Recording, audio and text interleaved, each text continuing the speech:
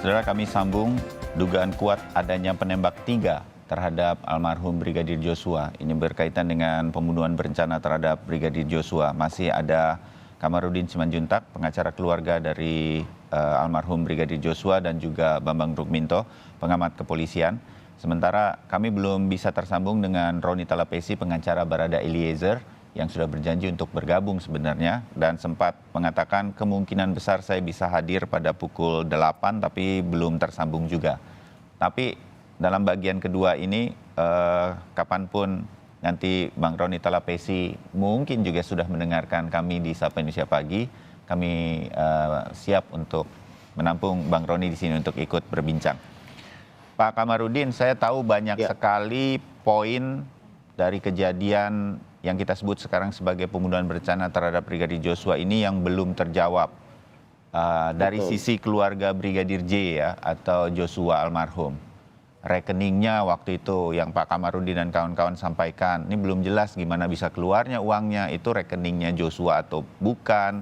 PPATK terlibat sih, sudah mengatakan yang sebenarnya begitu, tapi belum diungkap lah oleh kepolisian. Itu satu.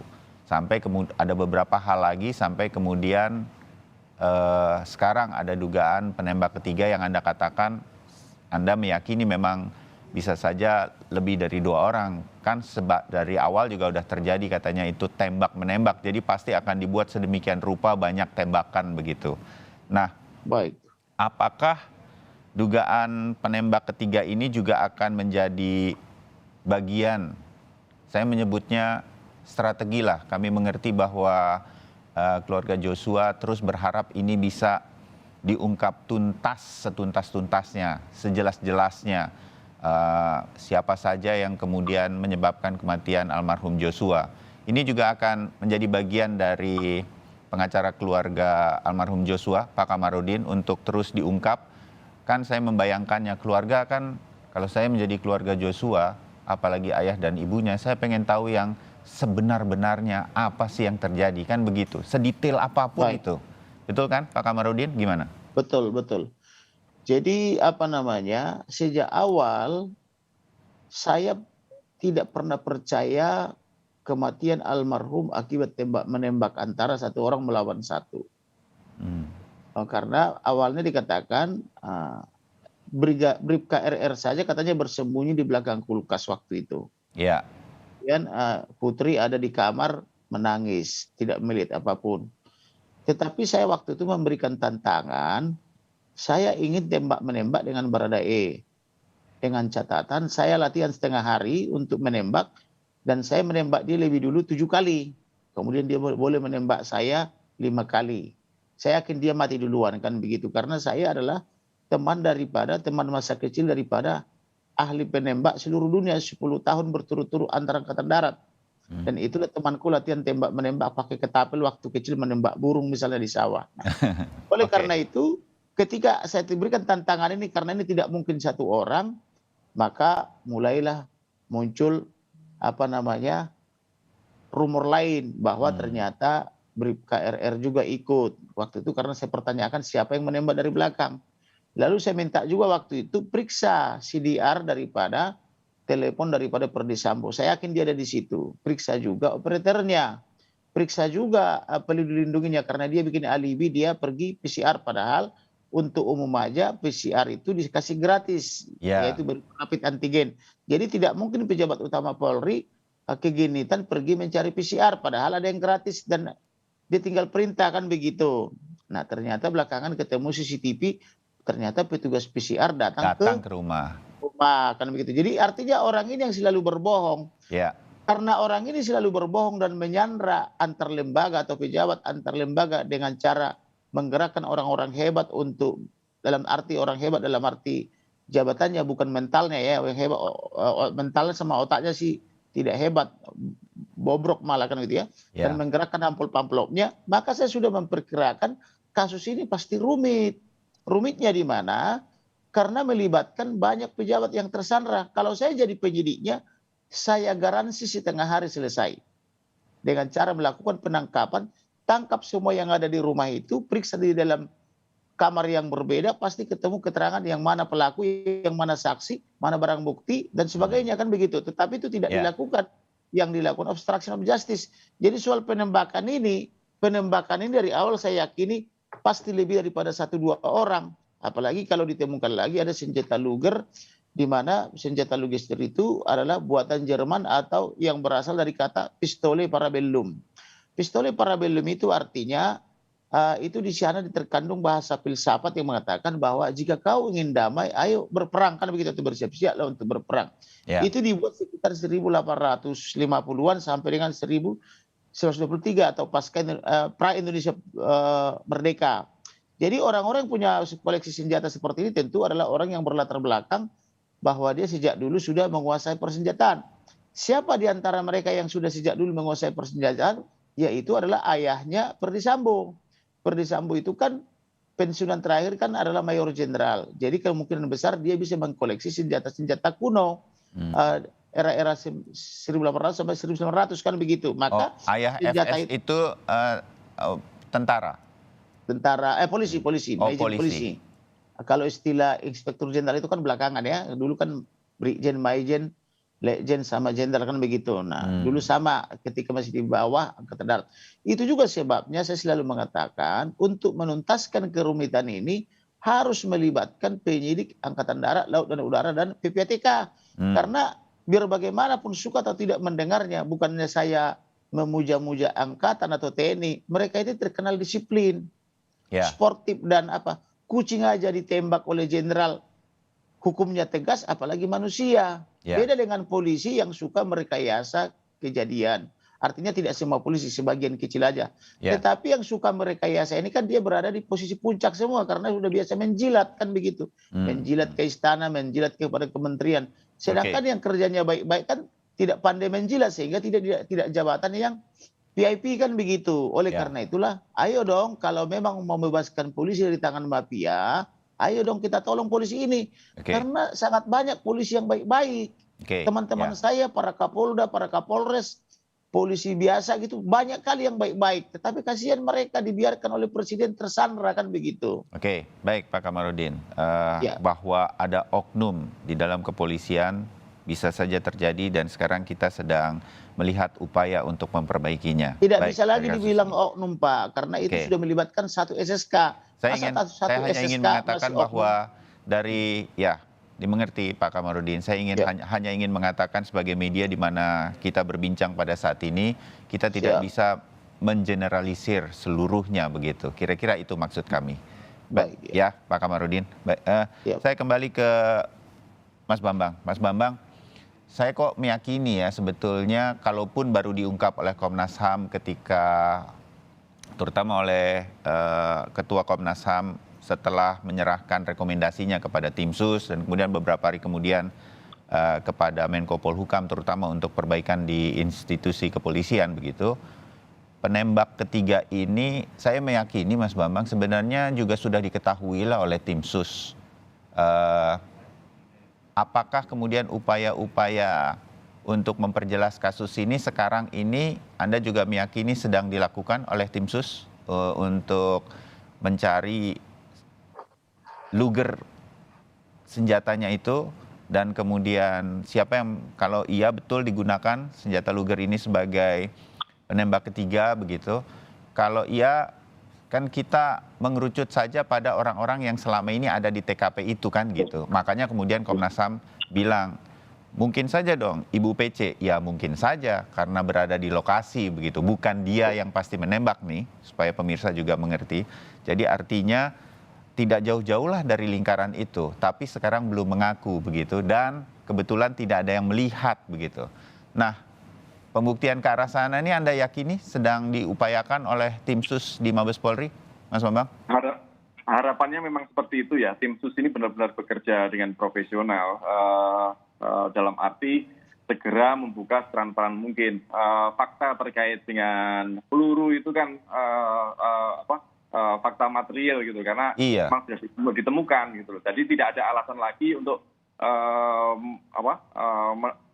menelusuri jejak peluru itu dari pistol mana dan kemudian juga menemukan Luger itu di mana sekarang keberadaannya seperti itu. Tanpa ada itu, kalau kesaksian dari 5 tersangka yang ada di lokasi, memang kemarin ada uji lie detector ya, melalui lie detector.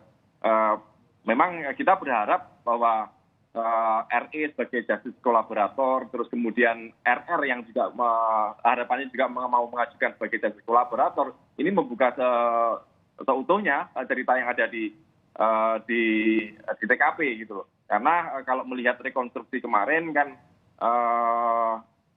PC ini berada di posisi di mana itu juga belum tampak kan, seperti itu. Karena dengan melihat dalam rekonstruksi itu PC berada di mana, itu juga tidak menutup kemungkinan apakah posisi itu memungkinkan bila dugaan Komnas HAM ini benar gitu, posisi menembak itu seperti apa misalnya. Kalau memungkinkan PC itu menggunakan Luger karena sebagai ibu bayangkari dan juga seorang putri seorang jenderal, tentunya beliau juga mengetahui bagaimana jenis-jenis senjata seperti itu. Apalagi sebagai kalau melihat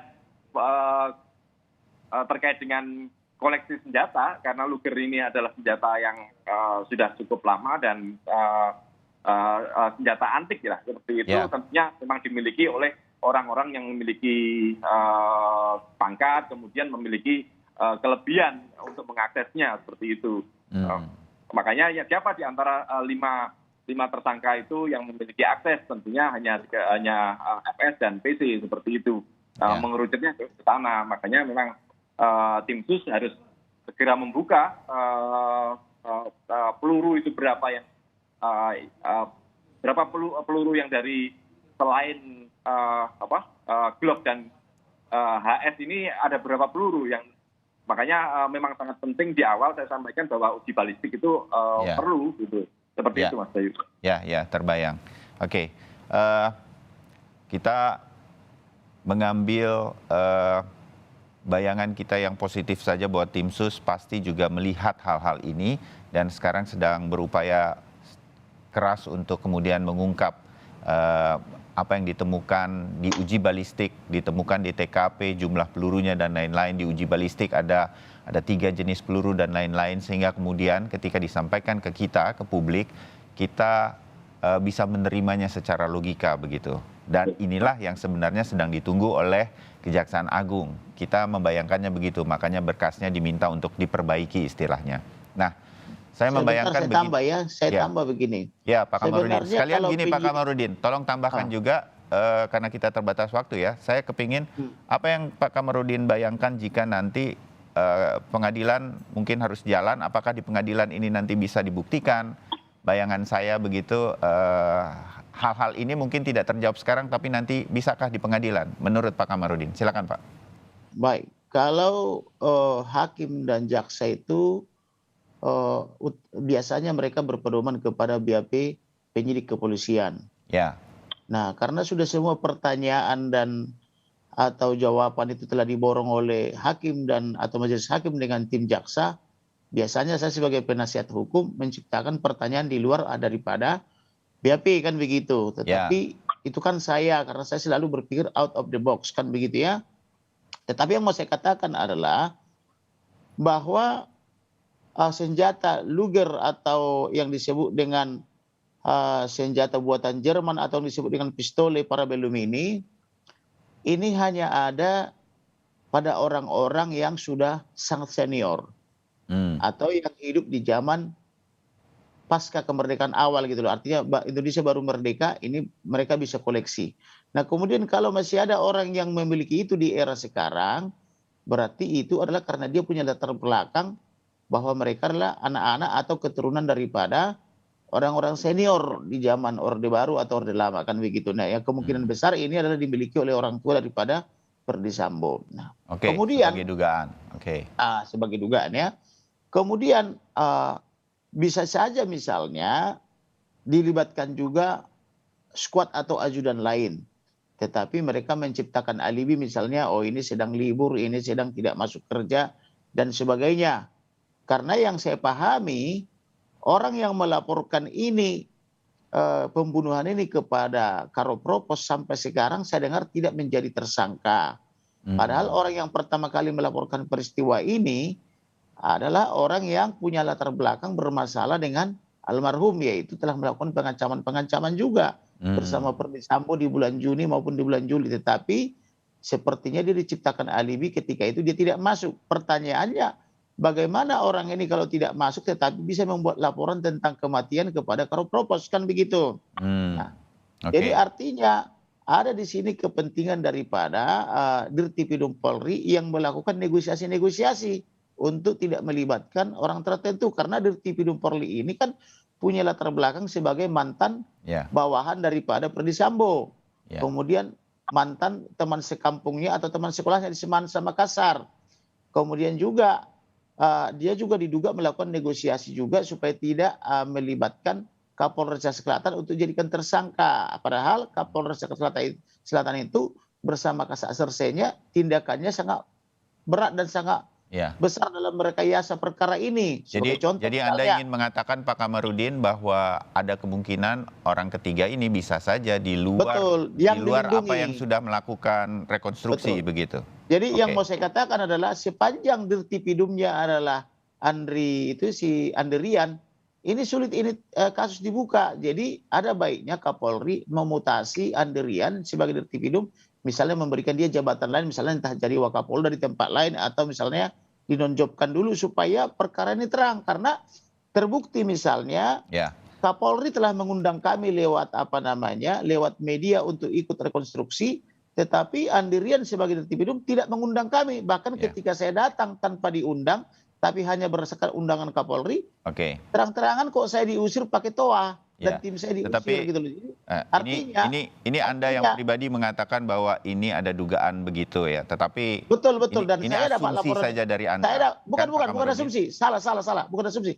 Saya dapat laporan intelijen bahwa ada program penyelamatan salah satu untuk Kapolres Selatan, Kasat Sersenya dan sebagainya. Jadi yang dikorbankan di sini antara lain Wadir Krimum Polda Metro, Dirnya tidak, Kapoldanya tidak, kan begitu. Artinya laporan intelijen ini kepada saya sangat valid dan terbukti, kan begitu. Jadi contoh misalnya yang mengambil handphone ATM, laptop maupun barang-barang daripada almarhum itu adalah berinisial S dari Propos, sampai hari ini tidak dijadikan tersangka. Padahal dia yang menguasai semua pakaiannya, sepatunya, sendalnya, semua sampai dengan dompet-dompetnya, ATM-nya, handphonenya maupun laptop Asus itu.